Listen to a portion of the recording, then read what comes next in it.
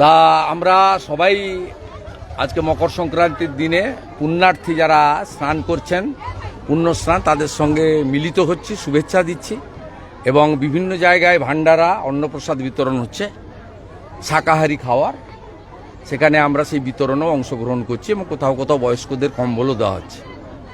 এরকম 25টা পূর্ব মেদিনীপুর জেলায় শিবির করা হয়েছে, যেখান থেকে পুণ্যার্থীগণকে, কারণ আমরা নদী এবং বঙ্গোপসাগর তীরবর্তী এলাকা, এখানে সবাই পুণ্যস্নান অর্জন করছেন, লক্ষ লক্ষ মানুষ, তাদের সঙ্গে সকাল থেকেই আমাদের সবাই মিলিত হচ্ছে।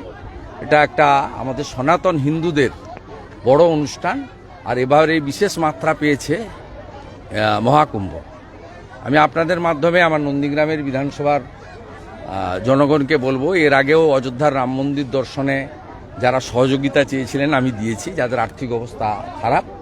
এবারেও মহাকুম্ভে যদি নন্দীগ্রামের কোনো আমার ভোটার, সে যে দলেরই হোক, হিন্দু হতে হবে, হিন্দু ছাড়া তো মহাকুম্ভে স্নান হয় না, সাই স্নান। হিন্দু যে কোনো, যদি তার যদি যাতায়াতের বিষয়ে আর্থিক অসুবিধা থাকে আমাকে জানালে আমি সহযোগিতা করব। আমি এর আগে প্রায় 3000 সাড়ে 3000 জনকে অযোধ্যার রাম মন্দির দর্শনে সাহায্য করেছি। মালদায় আবারও শুট আউট হয়েছে, এবারে আজকে আর শুট আউট না। আচ্ছা, আজকে বন্ধ। কর্ণাটকে আপনার চিন্ময় কৃষ্ণ জামিন মামলা শুনানি সোমবার। আমরা প্রেয়ার করছি রাধা মাধবের কাছে, গঙ্গা মায়ের কাছে, চিন্ময় প্রভু যেন জামিন পায়। খুশির খবর, কালকে হিন্দু 63 জন লয়ার তারা বেল পেয়েছেন। তাদের কোনো অপরাধ ছিল না, তারা কেবলমাত্র চিন্ময় কৃষ্ণ প্রভুর পক্ষে দাঁড়িয়েছিলেন বলে চট্টগ্রাম আদালতে তাদেরকে খুনের মামলা দেওয়া হয়েছে। তারা কালকে জামিন পেয়েছেন। আমি বিশ্বাস করি রাধা মাধবের অশেষ কৃপায় চিন্ময় কৃষ্ণ দাস প্রভু সুস্থ অবস্থায় জামিন পাবেন, আইনের বিধান প্রতিষ্ঠিত হবে, এটা আমি প্রার্থনা করব। আমাদের তো প্রার্থনা করা ছাড়া সরাসরি কিছু করার সুযোগ নেই এপার থেকে।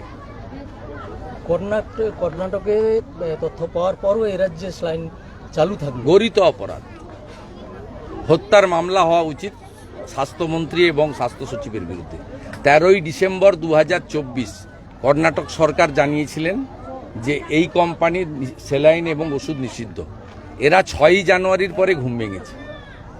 এতদিনে কতজনের বিষ প্রয়োগ হয়ে গেছে, ও যারা বেঁচে আছেন তাদের তো সব কিডনিগুলো নষ্ট করে দিয়েছে। অত্যন্ত ক্ষমার অযোগ্য অপরাধ, এবং 13 তারিখ রাত্রিবেলায় সার্কুলার ইস্যু করা উচিত ছিল। আমি 13ই ডিসেম্বরের আগের কথা বলবো না, কারণ দে আর নট এক্সপার্ট, কিন্তু 13 তারিখ জানানোর পরে কেন করেননি? 13 তারিখ আর আজকের 14 তারিখ, এটা অনেক দিন। এটা টলারেবল নয়, এবং এটাকে ক্ষমা করাও যায় না, এটা ক্ষমার বাইরে। কারণ যারা অর্থ আছে, আমরাই তো প্রাইভেট জায়গায় দেখাই। মুখ্যমন্ত্রীর, স্বাস্থ্যমন্ত্রীর পুরো পরিবার বিদেশে চিকিৎসা করায়। কারা যায় হসপিটালে? কাদের স্যালাইন নিতে হয়? কাদেরকে মারছেন? এরা সবাই আমাদের ভোটার নয়, আপনাকেও অনেকে ভোট দিয়েছে। এটা ক্ষমার অযোগ্য অপরাধ। নিষিদ্ধ হওয়ার পর রাজ্যে চলেছে। আর না ভাই।